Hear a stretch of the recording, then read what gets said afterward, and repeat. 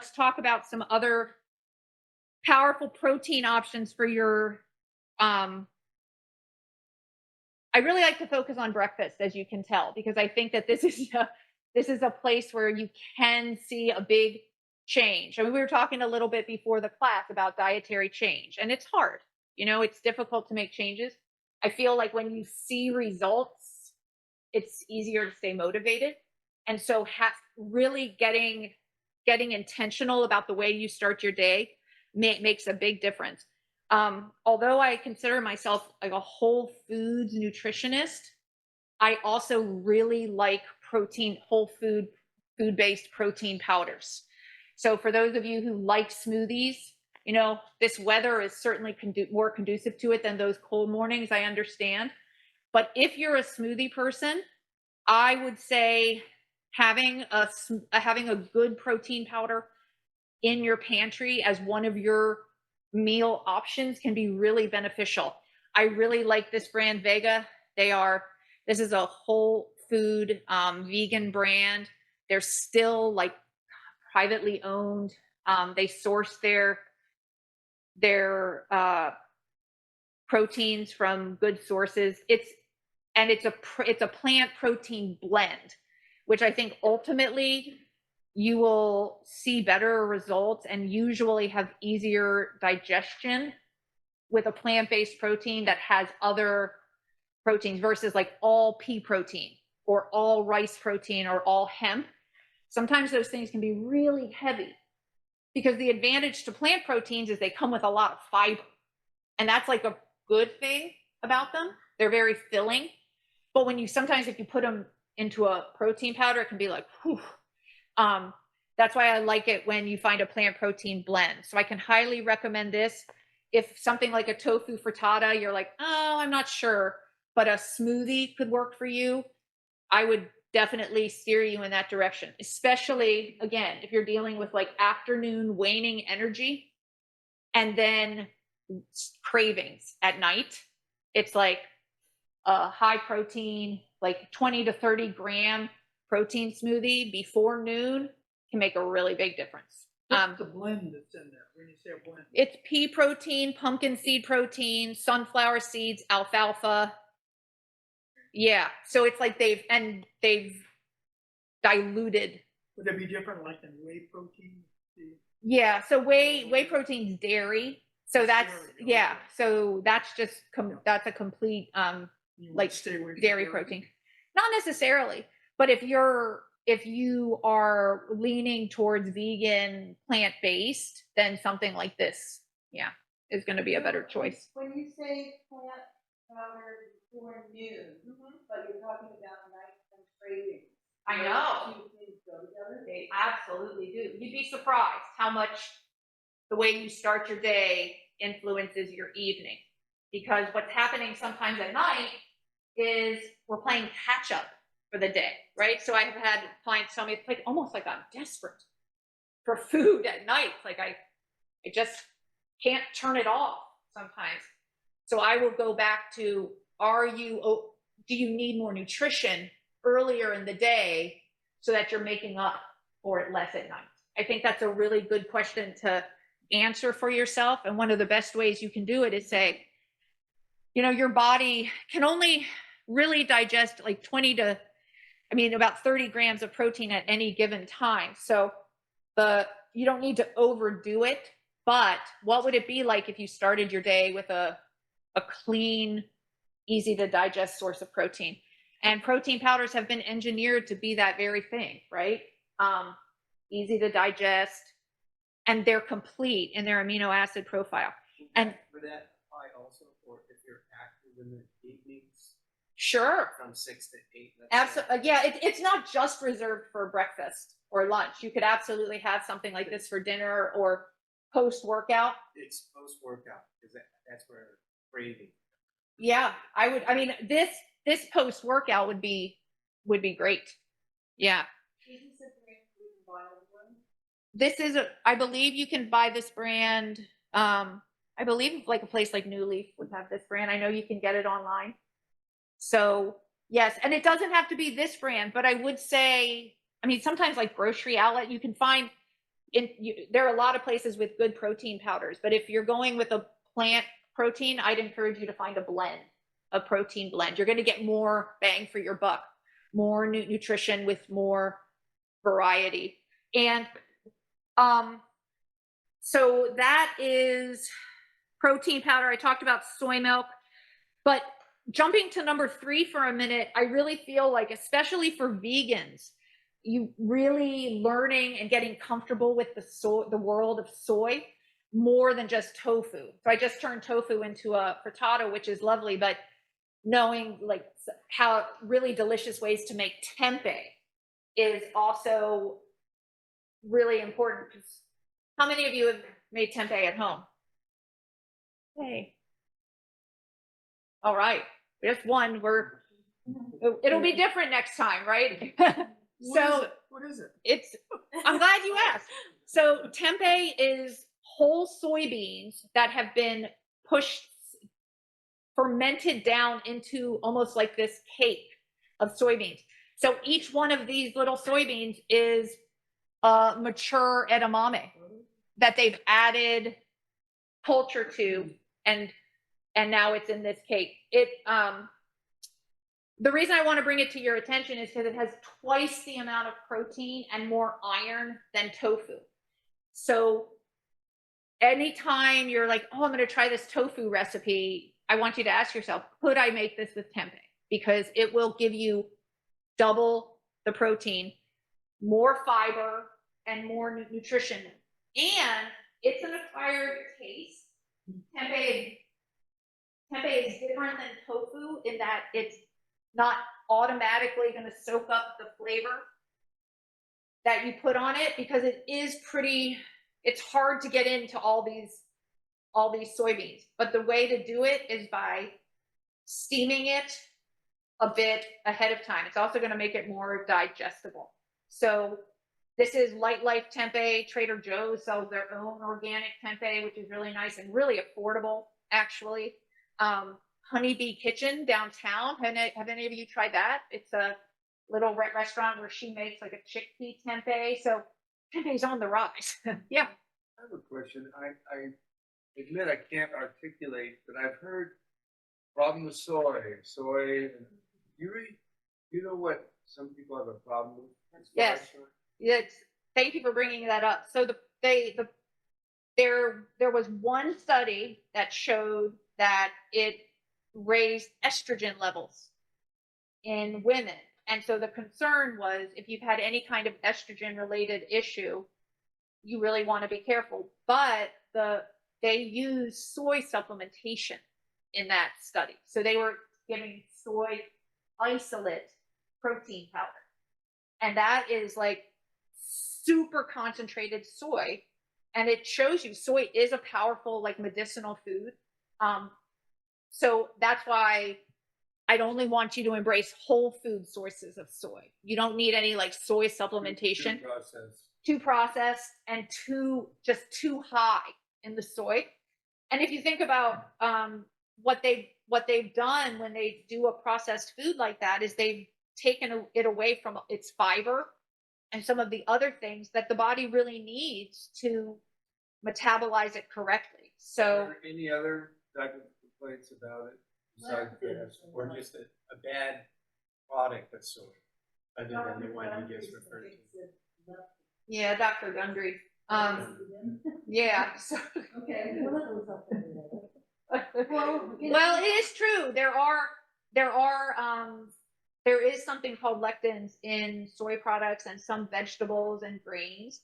Soaking and steaming, like we're going to do here, is a good way to minimize those. And actually, Melanie's going to talk about that. I'm just so impressed with these meals, because these beans and grains have been sprouted, or activated, which means they've been soaked in water ahead of time, which breaks down those lectins and makes it easier to digest.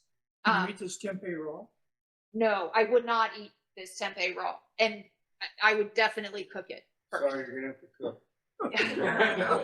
But the good news is not much. So let me show you what you're going to have to do. You're going to put it in a skillet like this. If you have a steamer basket at home, you could use that. but the easiest thing to do is just put it, is just, get a little bit of water here.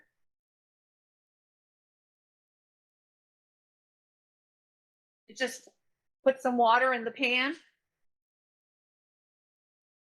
Let it steam for about, I would say 15 minutes. This is going to make it easier to digest as well. If you've ever had tempeh and if it hasn't sat well, definitely try this.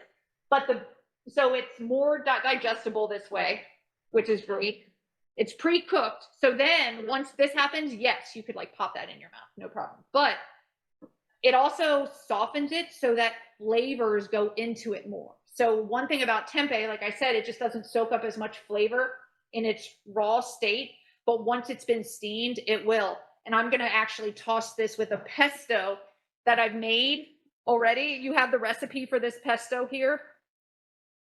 Would you cook that with broth and it would absorb? Absolutely. Yeah, the broth would be wonderful in there.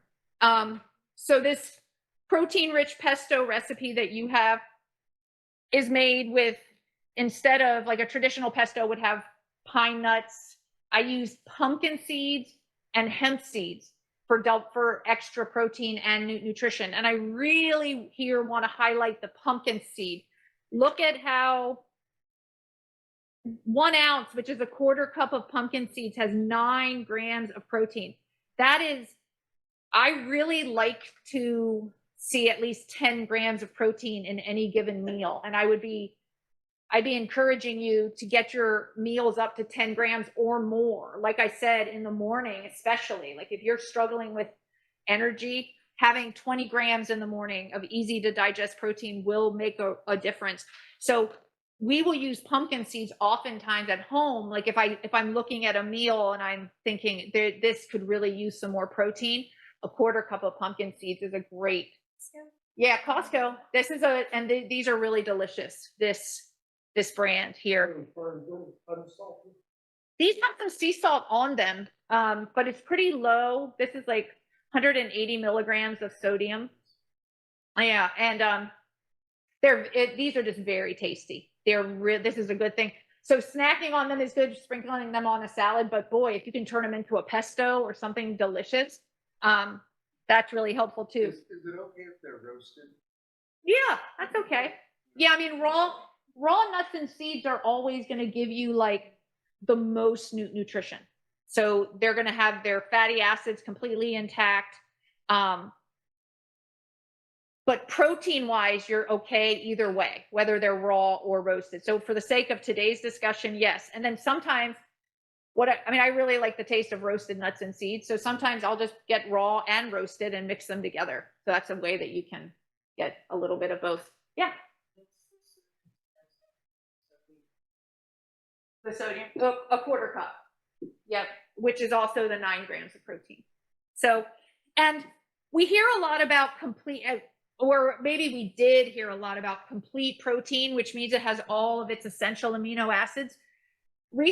More recent research shows that as long as you are eating a variety of foods throughout the day, your liver can do the combining within 24 hours. But that said, like the meal Melanie has put together for us today has beans and rice that makes a complete protein. So you don't need to do it at every meal. You don't need to combine something like beans and rice, but I think you'll get a lot of vitality when you do. So it's not required.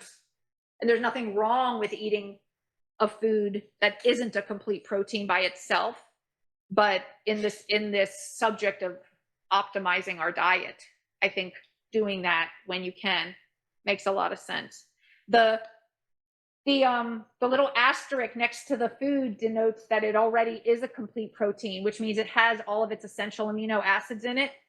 And here's where the soy world shines. And so I'm actually really glad you asked that question about soy, because I think it's really worth jumping into the soy category to discover what's possible for you if you want to see your protein or your vitality go up. And the other food to consider is the soy nut, or we got these at New Leaf, and it's dry roasted edamame, but sometimes they're called soy nuts, or they're sold under that tagline. But swapping out cashews, for example, nothing wrong with cashews or almonds, right? Nothing wrong with those things. They're great. But if you were to take a serving of those and replace it with this, you'd get double the protein and half the fat, less calories. And none of us have a hard, I mean, I don't know about you, but like, it's easy to eat nuts, right? They're so delicious. So, but maybe looking for something like this, like swapping this for a snack every once in a while will really make a difference. So those are the soy milk, soy nuts for snacks. I want you to get familiar with tempeh. Edamame. Show. Edamame, you can get like in a Japanese restaurant, they have it in the pod, which is really nice, but getting the shelled edamame and having these in your freezer is a great addition for a salad. I've turned edamame into like a hummus. So the way you would make hummus with chickpeas, but using this instead, just a great way to get more protein. So especially if you're vegan, I'd love you just to consider getting more familiar with the world of soy and places you can fit it in. I've read something about there's being cautious about an all plant diet. That maybe you don't get a good balance of food. Is that because you don't combine the right things and people get off? Can you get off track with an all plant? Well, I think the I do like a steak. well, I think the issue is that I think any eating program needs attention. And so I feel like the tendency for the potential temptation for a vegan might be to rely too heavily on carbohydrates, right? Like rice, quinoa, all of these things are healthy, bread, these things. But I think unless you're really getting the protein in there, you're not going to have the same level of energy.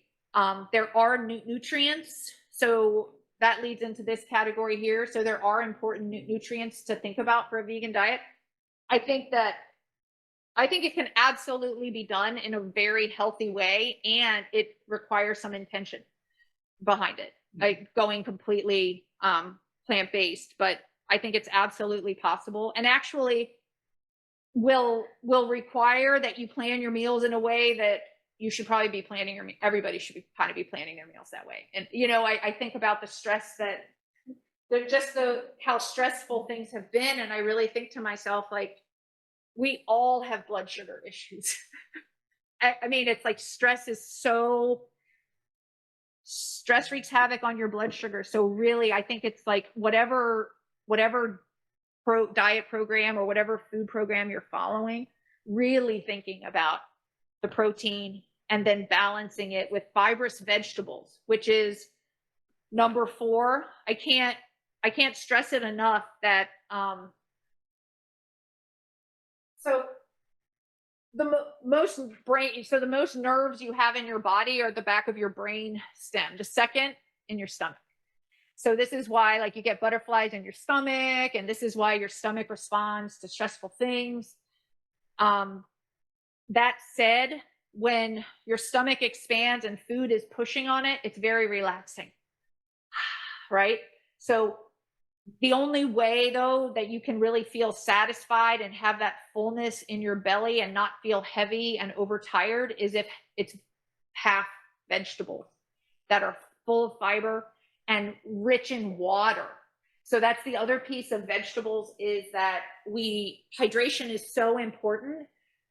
So drinking water is important for sure, but eating water is a really great strategy for feeling more energy, more vitality, and less trips to urinate all the time. So when you eat something like a cucumber, for example, such a celery, cucumber, those are 2 beautiful examples of a watery, fibrous vegetable, right? You eat those, your body gets hydrated, but the fibers make it such that that's water your body is using. So it makes it easier to absorb. It will like I said, it's a great way to have more energy is by eating more vegetables. So that is super important in this subject. So nope, like maybe like 10 more minutes. Okay, so I have some the grams of fiber are on the side here. So this is another thing that makes plant proteins really powerful is that they come with fiber, right? So animal proteins don't come with any fiber. So if you do eat animal products, you're really charged, in my mind, to balance that yourself with some that it becomes even more important to have like side of your plate. Like you want a steak, a side of a big salad too on the side, right? So you're keeping it all moving through. But I really think that it's important for us all to be thinking of that. And these wonderful meals that we're going to take home, I mean, it's even more than half vegetables. So that's really great.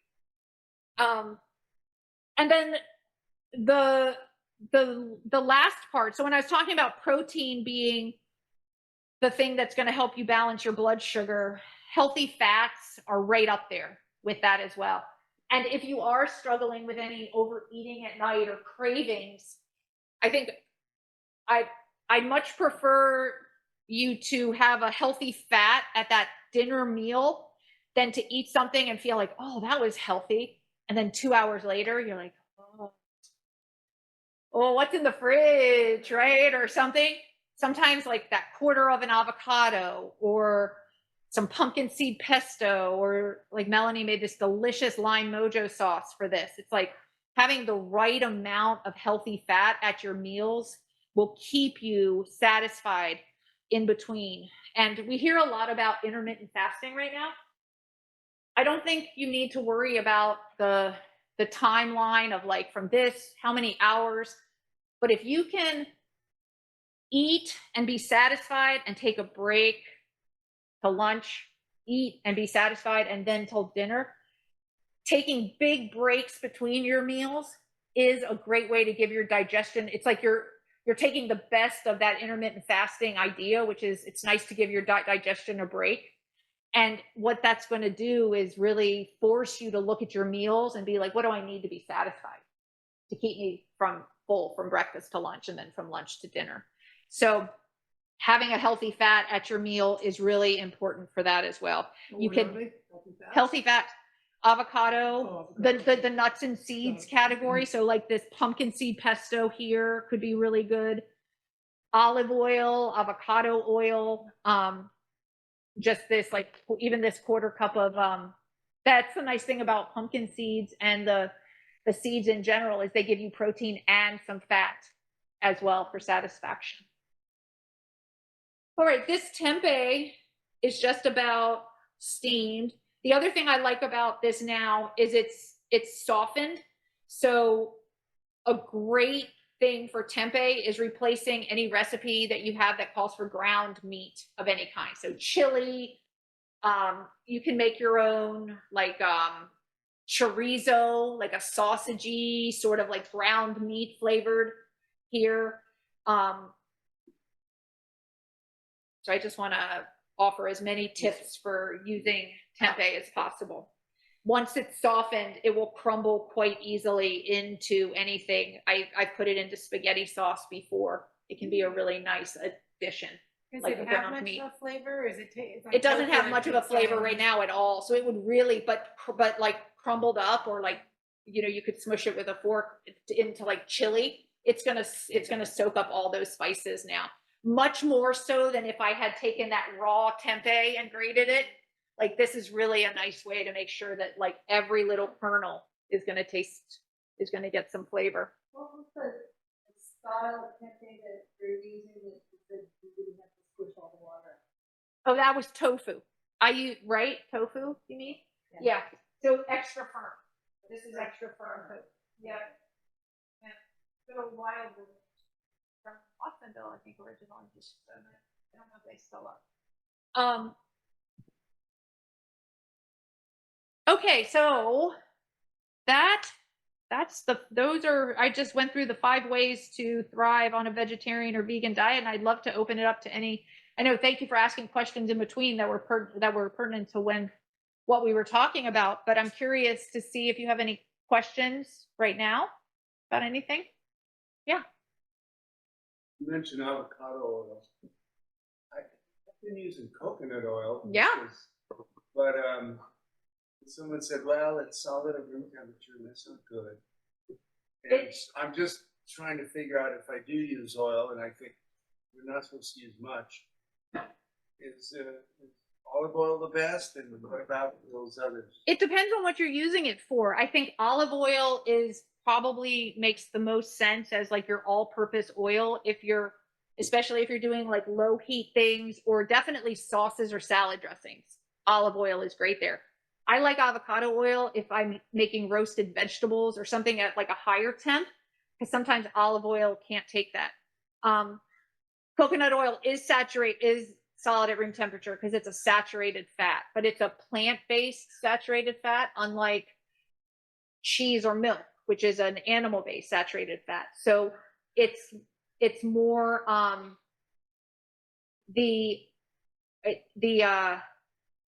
it's called a medium chain triglyceride. That's in a coconut oil, and it's just easier to process for your body. So there haven't been the same results to show that it contributes the same way that saturated fat from animal products does. So I think as long as were you using it for cooking? Yeah. Okay, I think that's fine. I've never used avocado. Yeah. Avocado oil you would be able to go to a higher temp than with coconut oil. Yeah. Mm-hmm. I don't have a food processor or another preferred. You have a blender? Yeah, take a plain. You might have to you need to make like the frittata or something. You would just have to maybe tamper it down a little bit more, but you could make it work for sure. Yeah, you could. What about cheeses? No cheeses? You can have. I'm not taking away your cheese, Jim. You're like, I came to a cooking class and she took my cheese. No, I would not do that. But I think cheese should be a condiment, whether you're eating dairy cheese or vegan cheese or whatever, right? Think about what cheese is. It's like salty oil. It's delicious salty oil, but it's like you don't want to necessarily use it to like get full or anything, but it's like a sprinkle of it or a serving is fine. Okay. Yeah. If it can make your food more delicious, absolutely. Let me see if there's anything else I wanted to highlight. I think the big thing I'd really love for you to experiment with this week is swapping out your breakfast. If you've been a person who's relied on like toast or oatmeal or some type of grain and you're struggling at all with energy, try the tofu frittata or a smoothie, or if you're like, I will not give up my oatmeal. I understand. That's like so comforting when it's cold and it smells like cinnamon, but maybe add some hemp seeds or some chia seeds. Chia seeds are a great source of a complete protein, and they have fiber in them. So just be more intentional about your breakfast and see how that informs your afternoon and, believe it or not, your evening, because it really can. And I think one of the best things you can do for better sleep is to eat less before bed. So if you're struggling with that scenario, then I think it really warrants the question of like, how am I starting my day? Am I starting my day with enough so that your body's receiving a message that's like, you don't have to overdo it later in the evening. I think that makes a really big difference. Yeah. I have a friend that uses the body grinder to grind up all nuts and seeds because he thinks eating whole is not as good. I mean, I think it would be like a little bit easier to digest, but I don't think you need to work. I mean, I don't think unless you have like diverticulitis or some type of like intestinal issue, whole nuts. I mean, I could see whole nuts maybe being something, but seeds should be really easy to digest. So with your smoothie, you can use your soy milk, put in some blueberries, strawberries. Yep, a tablespoon of chia seed for some like fullness, and that'll keep you going for hours. More put the nuts in as opposed to the sugar. I would I mean, fruit is a good use of sugar, I'd say. The berries, like the whole berry world, is the lowest sugar fruit with the highest fiber return. So it's like if you could do blueberries or strawberries or something, I think you're fine. What I would just encourage you to do is just use as much as you need to make it really delicious, but no more. It's not like don't do like a fruit smoothie. Do a protein smoothie that's sweetened by fruit. I was gonna ask you that. What do you put? I noticed that's a berry. So Yeah. What do you put in? I put a quarter cup of blueberries in this, and that's it. And chia seeds and What do you use for your liquid? soy milk usually. Yep. But the good thing about this particular one is very flavorful. I can get away with like sometimes even water if I'm like traveling or something like that, but coconut water can work too. But if I have all the ingredients, it would be probably soy milk. You hydrate the chia seeds? I don't. If you're putting them in a hydrating thing, you don't have to worry about that. Yeah. They're really small and they don't break down. You eat them whole. You eat them whole. But when they hit liquid, they gel, like they gel a bit, and they kind of give you a little bit of that like tapioca feeling. So you either love that or you don't. And the nice thing about a smoothie is it breaks it down. It tastes more like strawberry seeds at that point. Yeah. If I'm not sure, I caution soda. Don't need to have a lot of Good. That's a good strategy too, is like if you do want, and the reason I had bread on here is like if you are a toast person or a cereal person, that's a good strategy. Like make sure that you're buying the bread or the cereal with the most fiber and the least sugar. Good. Good. That's a great way to do it. And I know you can do the same with bread. If you're going to do toast in the morning, then like make it count. Right. So yeah. I like to use plain yogurt with some fruit, maybe a little granola. What kind of milk would you recommend? You mean like in a smoothie or? No, just like a bowl of cereal, basically. Uh-huh. But some yogurt, some berries, maybe a little granola. Then I would, how much, if you, it depends, so you're using like Greek yogurt? Yes. Okay, but still soy milk would be, this would give you a lot, this would give. And almond or coconut. Or... Yeah, I mean, those are okay, almond and coconut, but you don't get any protein with them. And so with almonds especially, it's kind of like almondy water. You know, I feel like if you're going to spend your money on something, at least with coconut milk, you get a little bit of healthy fat. But that's why if you're going to do it for protein, I would do soy. Yeah.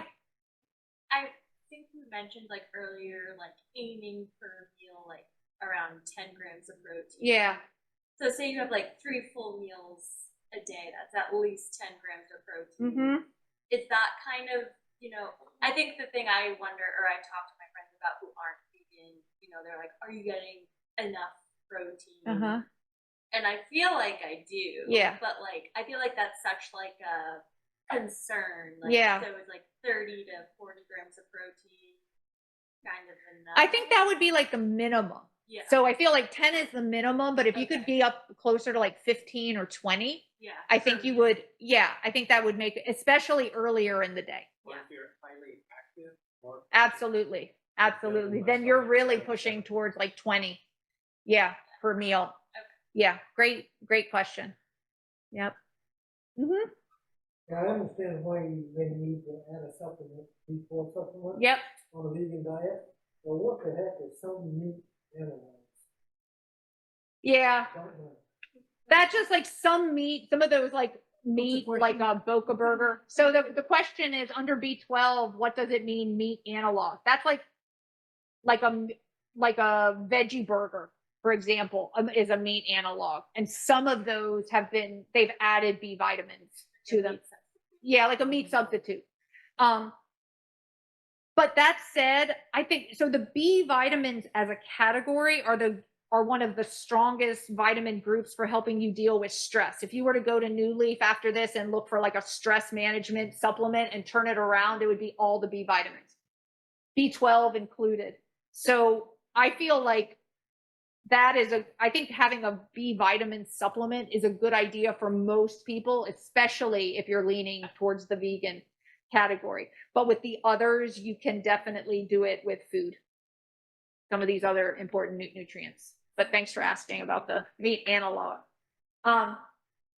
Thank you. So at this point, so we're going to send you, so you have this template for how to put together meals on your own for making them a little more satisfying and nourishing. But we are not sending you home with just paper.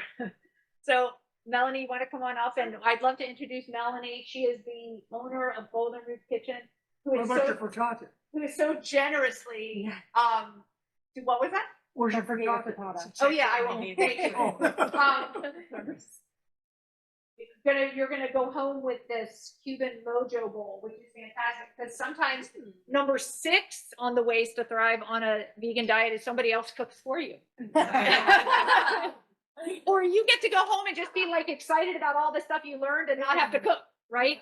And I just want to say, I think one of the things that would move somebody towards this way of eating is a desire to be more connected to their food and a little bit less like processed, if that makes sense. Like you feel more in tune with like nature. And with that said, supporting a local business like this is going to be to meet one of those meal kits or anything, in my opinion.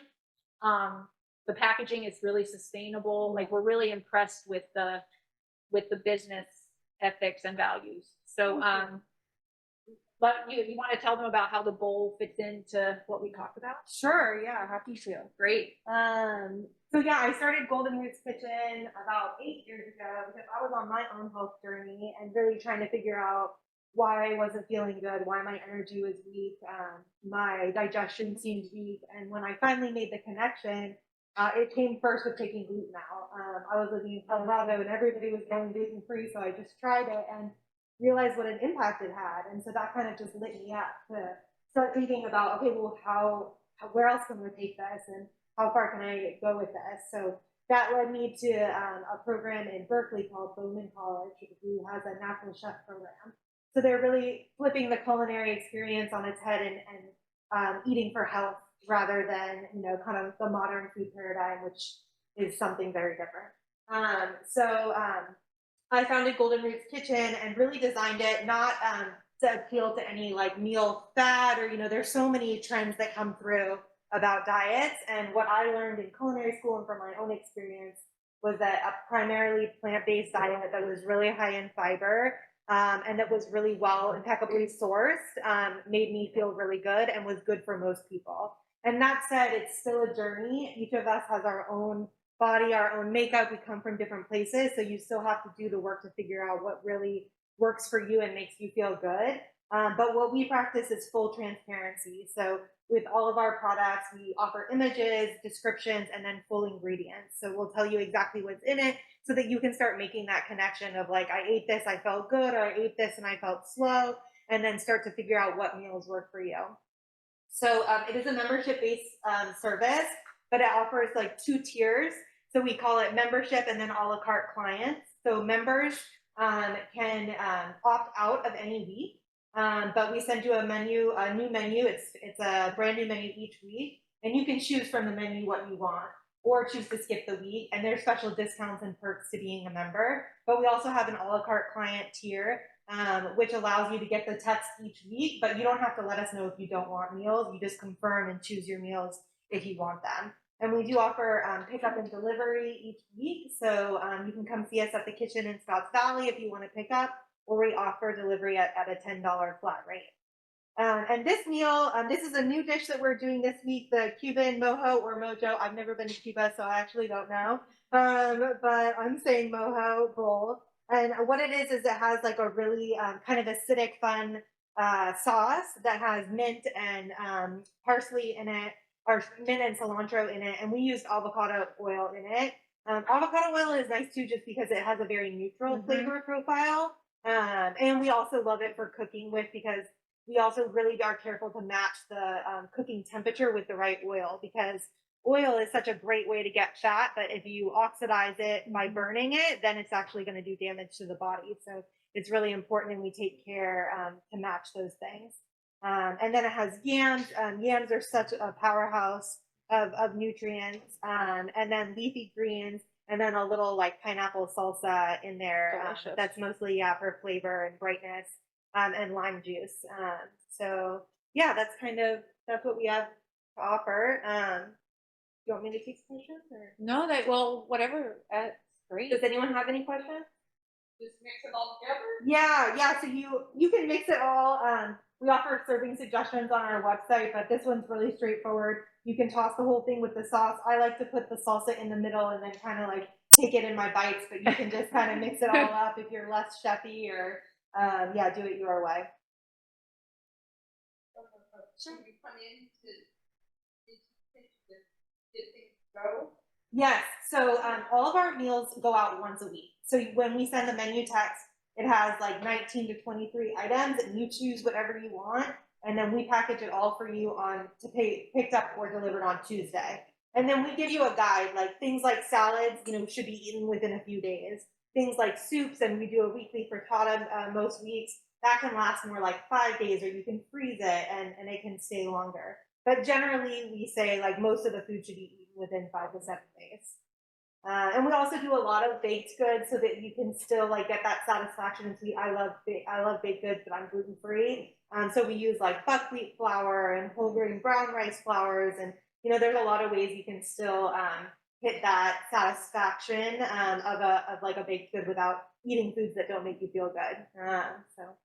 I think most of your stuff's also organic, correct? Yes, it's almost entirely organic. There's only a few little exceptions or places where we're working with a farm that's not certified. But as you mentioned, like a big aspect of why I wanted to establish this business is just that, food is such an integral way of how it makes us feel, but also community. Yeah. And I think one thing we saw with COVID was that the more resilient community you have, like the better the outcomes. And part of that is getting closer to your food source. So we source from local farms as much as possible, and we have such an easy time of that here. There's so many great places to source, and Mexico's not too far. So when you really want a bell pepper in the winter, we can get that too. That's all organic. So yeah, a high, definitely eating organic is a core value. What's your website address? Yes, it's goldenrootskitchen.com. And there's a card to take with a introductory offer. So Yeah, we're please offering pick like one a of those 20% off discount code, so you can use it. You can share it with your friends too if you want. But it offers 20% off your first order, and there's like a code right here that you can put in at checkout. And through the website, you'll find ways that you can reach out if you have questions. You can text us or email us. We're happy to help you get set up or answer any questions that you have. Yeah, just want to say a huge thank you to Chef Jenny. Thank you so much. That was amazing. Yeah, very cool. And then thank you to Melanie and Golden Roots Kitchen very much for coming down and giving us food to take. Now, there's one catch. We'd love for you to fill out a survey and just let us know what you'd like to see. Just really quickly, if you want to just put a note on what you'd like to see. Obviously, these classes, we're trying to make them meaningful for you, and we're really excited to hear about what else you'd like to see. And just thank you for being here. Thanks for choosing to have a little bit of a more healthy journey with your food. Shall we pass these out? Yeah, you can pass those out, and then on your way out, as Melanie said, there's a meal for everyone, and then a coupon if you're interested in more about Golden Root Kitchen. But once again, thank you so much for Melanie and for Jenny. Thank you. Yeah, thank you. Yeah. So I'll look forward to seeing you all next time whatever we do, and I'd love to hear about how it goes having a protein-based breakfast.